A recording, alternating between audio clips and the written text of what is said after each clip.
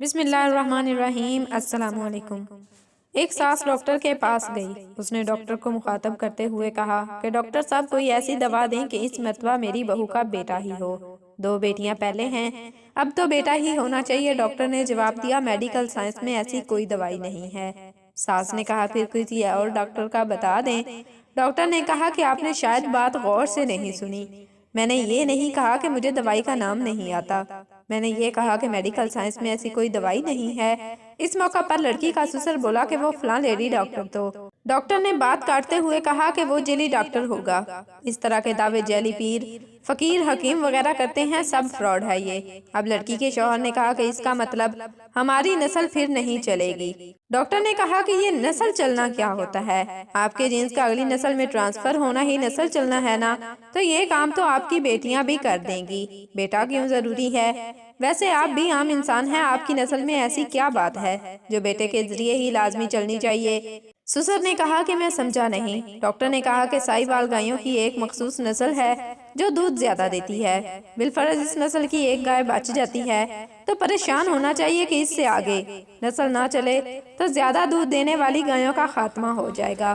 طوطوں کی ایک مخصوص قسم باتیں کرتی ہے، بالفرض اس نسل کی ایک طوطی بچ جاتی ہے تو فکر ہونی چاہیے کہ اگر یہ بھی مر گئی تو اس نسل کا خاتمہ ہو جائے گا۔ آپ لوگ عام انسان ہیں، باقی 6-7 ارب کی طرح، آخر آپ لوگوں میں ایسی کون سی خاص بات ہے جس بات سن کر؟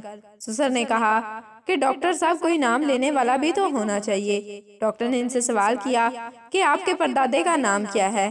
اس موقع پر سسر بس اتنا کہہ سکا کہ وہ ڈاکٹر نے کہا کہ مجھے پتا ہے آپ کو نام نہیں آتا، آپ کے پردادا کو بھی یہ ٹینشن ہوگی کہ میرا نام کون لے گا، اور آج اس کی اولاد کو اس کا نام بھی پتا نہیں۔ ویسے آپ کے مرنے کے بعد آپ کا نام کوئی لے یا نہ لے، آپ کو کیا فرق پڑے گا؟